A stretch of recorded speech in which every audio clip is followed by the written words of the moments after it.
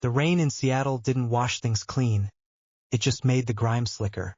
At 3:17 a.m., the automatic doors of St. Jude's Memorial Hospital hissed open, spitting Evelyn Hart out into the downpour. She didn't open her umbrella. She just stood there, letting the icy water mingle with the hot, angry tears tracking through the wrinkles of her 55-year-old face.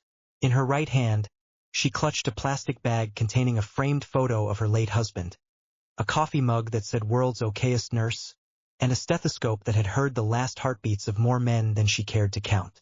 She had just been fired, not for incompetence, not for negligence, but for fiscal irresponsibility.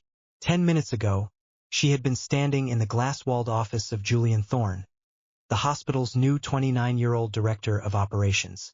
Thorne was a man who wore suits that cost more than Evelyn's annual salary and viewed patients not as people, but as walking, breathing profit margins. "We aren't running a charity, Mrs. Hart," Thorne had sneered, tapping his manicured fingernails on his mahogany desk. "You utilized a dose of factor VIA coagulant on a John Doe, an uninsured, unidentified transient. Do you have any idea what that vial costs?" "He was bleeding out, Mr. Thorne," Evelyn had replied, her voice steady despite the exhaustion rattling her bones. "He had a jagged laceration on his femoral artery. He would have died in 3 minutes. And now he will die in 3 days when we discharge him to a shelter," Thorne countered cold. "But because of you, this hospital is out $12,000. You violated the triage resource protocol. You're a liability.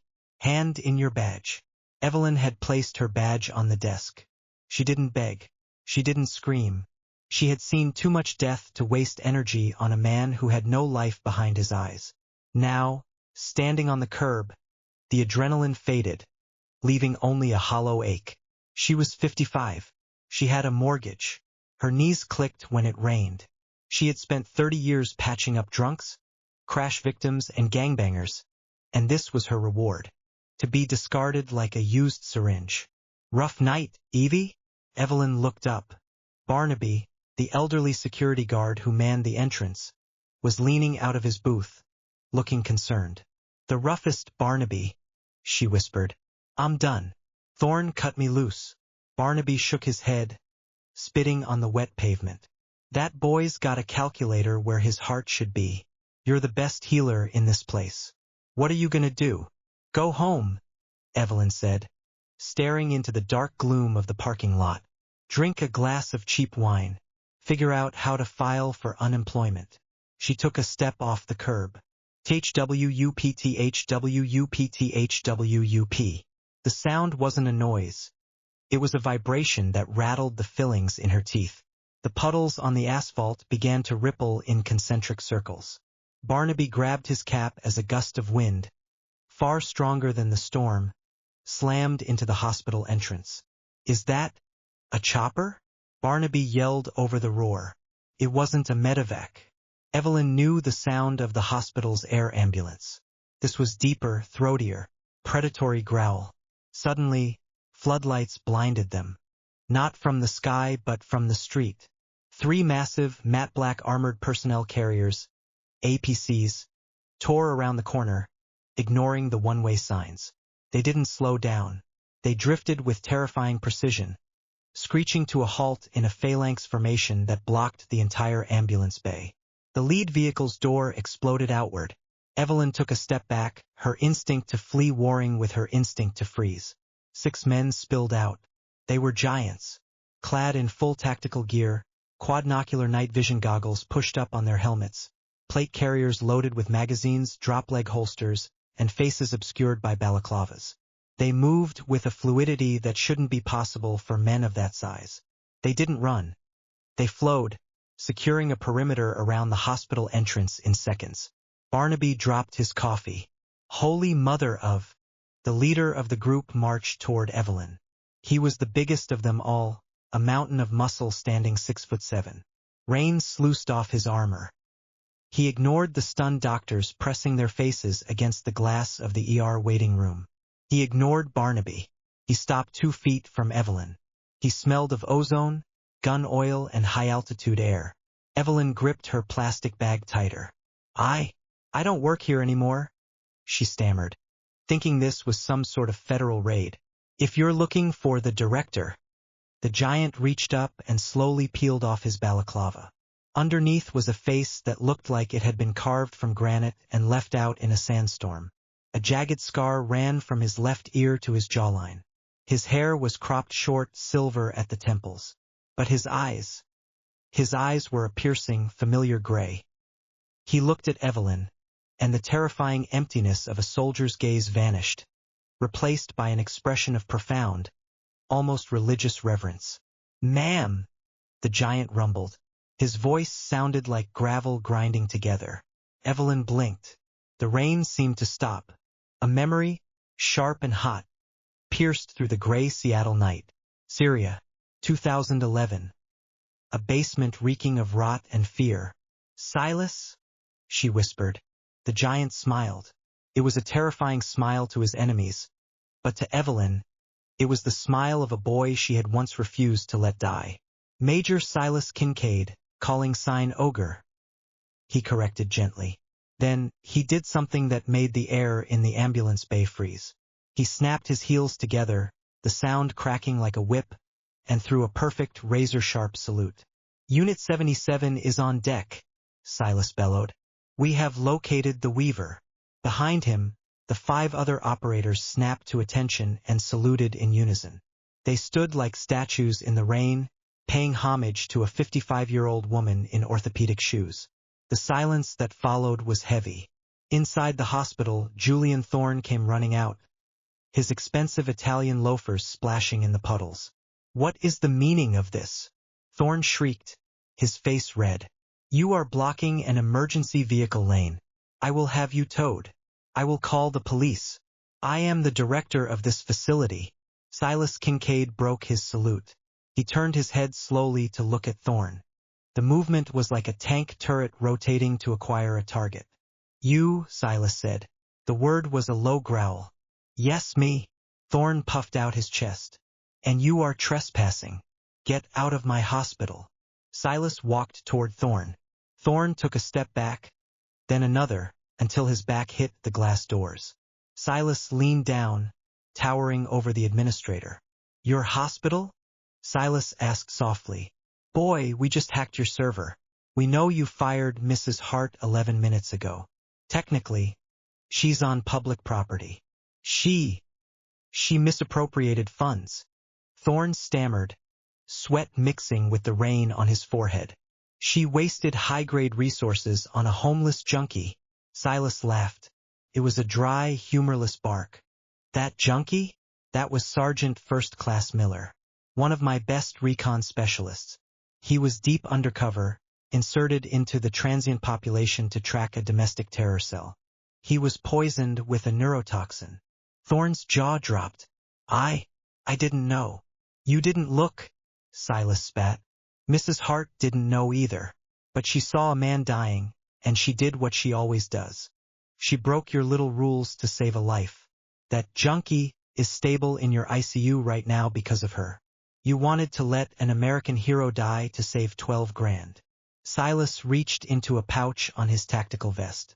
He pulled out a heavy canvas bag. He tossed it at Thorne. It hit the administrator in the chest with a heavy thud, knocking the wind out of him. The bag split open on the wet pavement. Gold coins. Dozens of them. South African Krugerrands.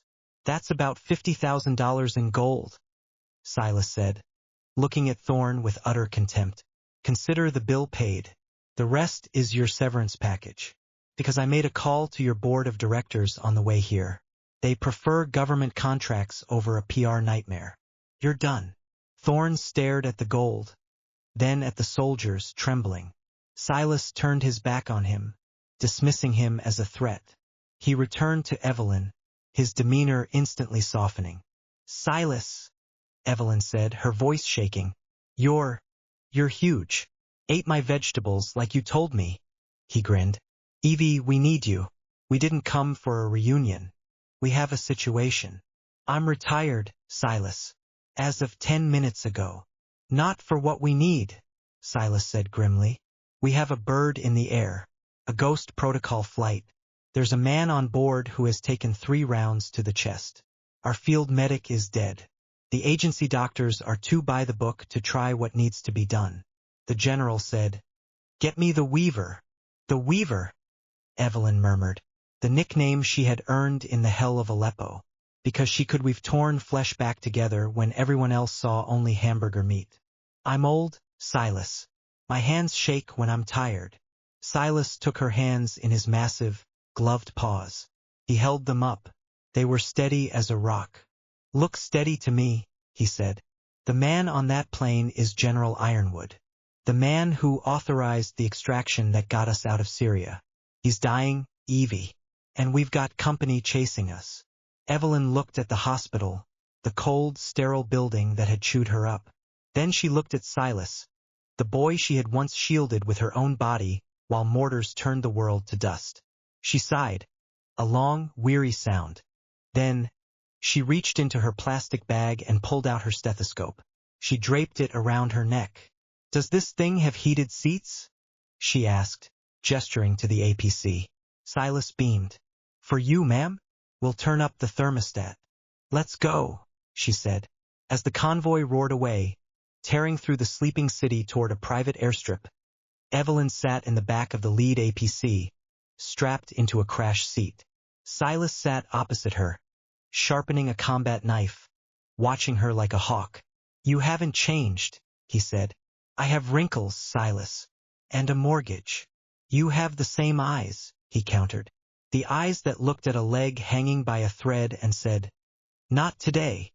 The memory washed over her again. 2011. Aleppo, Syria. Evelyn wasn't with the military then. She was a contractor for a humanitarian aid NGO, a naive nurse who thought she could save the world with bandages and smiles.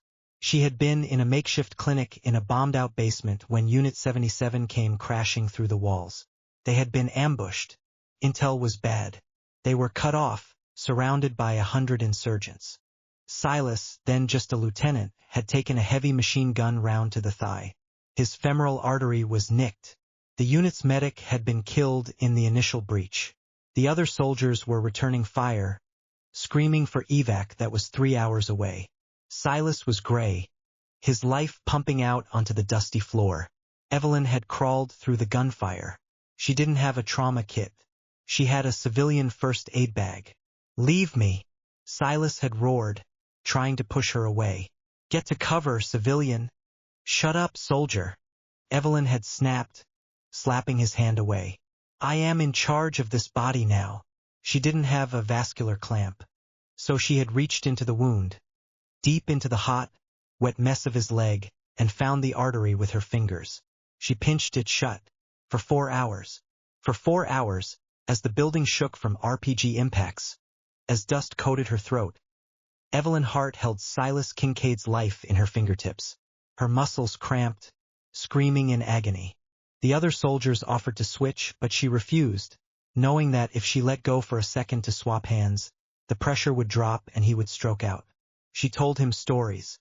She talked about her daughter. She talked about her husband's terrible cooking. She kept him awake. She kept him alive. When the evac finally came, she had to be pried off him. Her hand was locked in a claw shape for 2 days. The soldiers of Unit 77 didn't call her a nurse after that. They called her the Weaver, the woman who spun the thread of life when the fates tried to cut it. "We're here," Silas announced, snapping Evelyn back to the present. The APCs smashed through a chain-link fence marked restricted area. Lethal force authorized. On the runway sat a beast, a C-17 Globemaster, engine screaming, ramp down. But it wasn't marked with U.S. Air Force insignias. It was charcoal gray, ghost-like. "We have bogies," the driver shouted. 2 SUVs, blacked out, coming in fast at 6 o'clock. Evelyn turned to look out the rear viewport. 2 SUVs were tearing down the runway behind them, men hanging out the windows with automatic weapons. "Mercenaries," Silas growled. "Blackwood contractors. They want the general dead before he can testify." Bullets pinged off the armored hide of the APC. "Hold on," Silas yelled. The APC swerved, drifting sideways to block the line of fire for the other vehicles. The rear hatch hissed open while they were still moving at 40 miles per hour. Go! Go! Go! Silas grabbed Evelyn by the back of her coat and practically threw her out onto the C-17's ramp. She tumbled, hitting the metal hard, but strong hands grabbed her instantly. She looked back. Silas was standing on the ramp, an assault rifle in his hand. He fired 3 controlled bursts. The lead SUV pursuing them blew a tire, flipped violently, and skidded into a fireball. The C-17 began to accelerate before the ramp even closed. Silas sprinted up the ramp as the wheels left the ground. The heavy door groaned shut, sealing them in. The noise changed from the roar of battle to the hum of pressurized flight.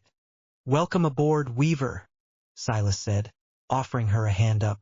"Now earn your keep." The cargo hold of the C-17 had been converted into a mobile trauma center.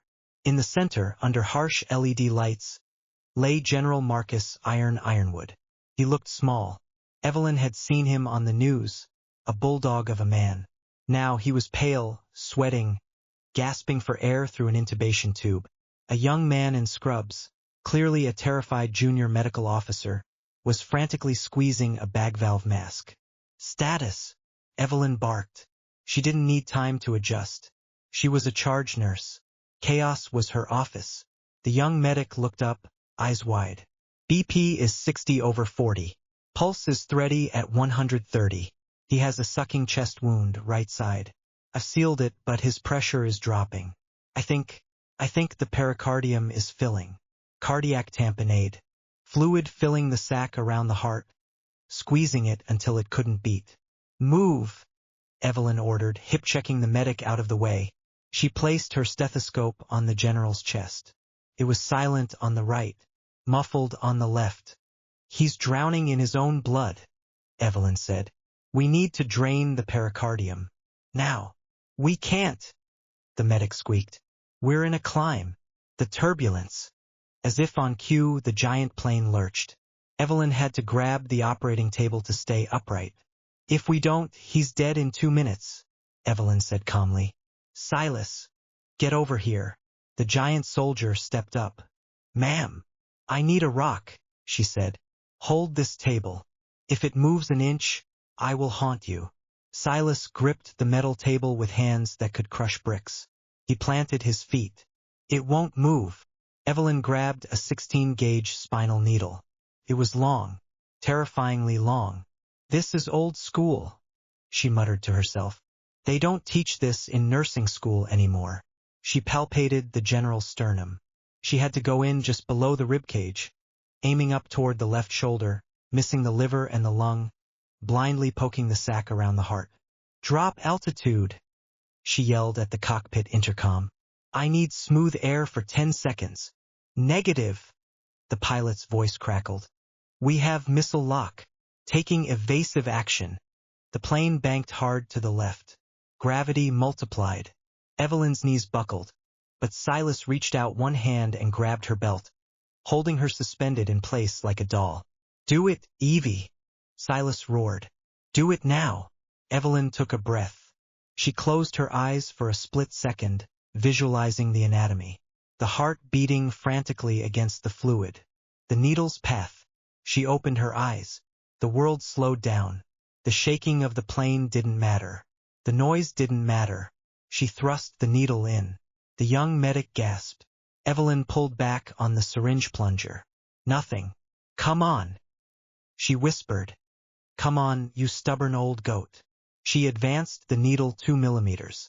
Red fluid. Bright, dark blood swirled into the syringe. "Gotcha." She drew out 50 cubic centimeters of blood. Instantly, the heart monitor changed its rhythm.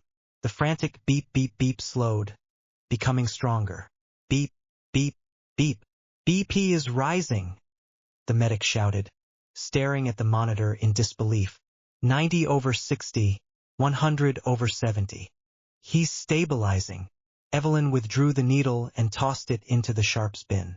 She exhaled, her entire body sagging for a moment before she locked her knees again.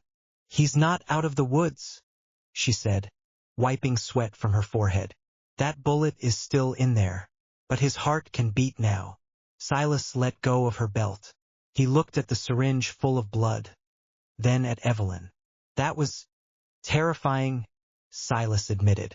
That was Tuesday, Evelyn deadpanned.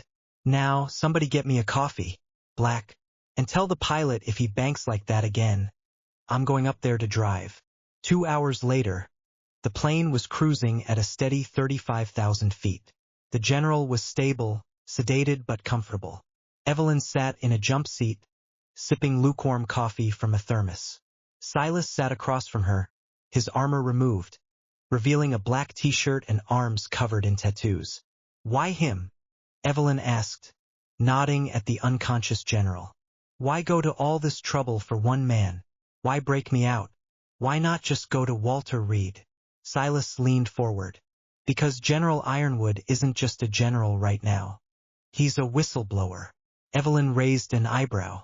The drug you used back at the hospital, Silas said.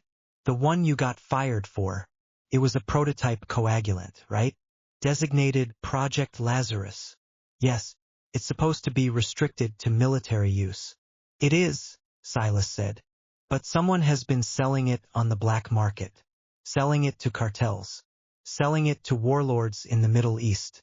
General Ironwood found out who. Who? A private military corporation called Aegis. They have contracts with the Pentagon. They've been skimming billions and selling tech to our enemies. Julian Thorne, your old boss? He was on their payroll. That's why he was so quick to fire you. He needed you gone so he could scrub the records of that drug use. He didn't care about the money. He cared about the paper trail. Evelyn felt a cold chill. And the homeless man? Miller. Miller intercepted the proof. He stashed the data drive on him. He knew he was being tailed, knew he was poisoned. He checked into your ER because he knew St. Jude's was the only place that wouldn't ask questions immediately. He bet his life that someone there would save him long enough to pass the data. Silas reached into his pocket and pulled out a small, blood-stained microSD card. We found this taped to the bottom of Miller's foot. Thanks to you keeping him alive, we have the evidence to take down Aegis. We have the evidence to clean house. Evelyn stared at the tiny chip. So I didn't just save a homeless man. No, ma'am. You saved the integrity of the United States military. Silas stood up. He walked over to a locker and pulled out a uniform. It wasn't standard army fatigues. It was dark navy blue, high-tech fabric. On the shoulder was a patch. A skull with a needle and thread through it. We're a new unit, Evie. Ghost Recon Medical Wing. We operate off the books. We go where ambulances can't.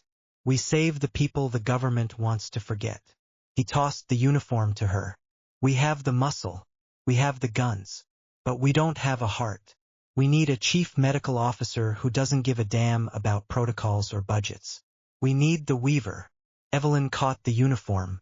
She looked at the patch. It looked badass. What's the pay? She asked. Enough to buy St. Jude's Hospital and turn it into a parking lot if you want. Silas grinned.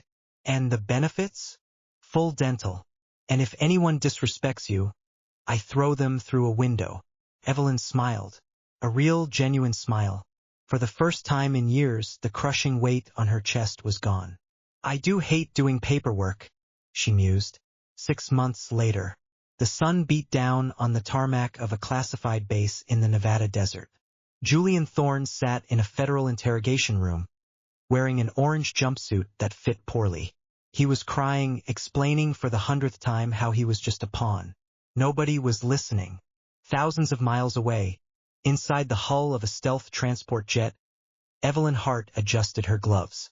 She looked different. Her gray hair was tied back in a tactical bun. She wore the Navy flight suit, fitting perfectly. A customized trauma kit was strapped to her thigh. She looked younger, sharper, dangerous.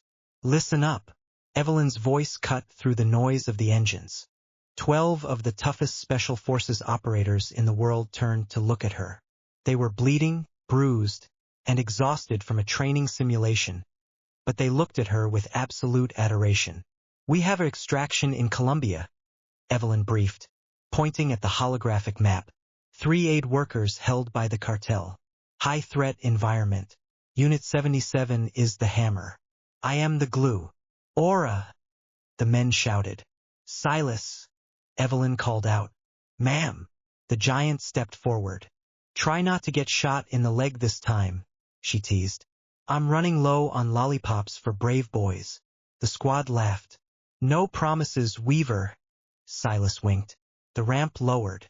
The jungle air rushed in, hot and humid. Evelyn Hart, the 55-year-old nurse who had been fired for caring too much, stepped to the edge of the ramp. She checked her gear.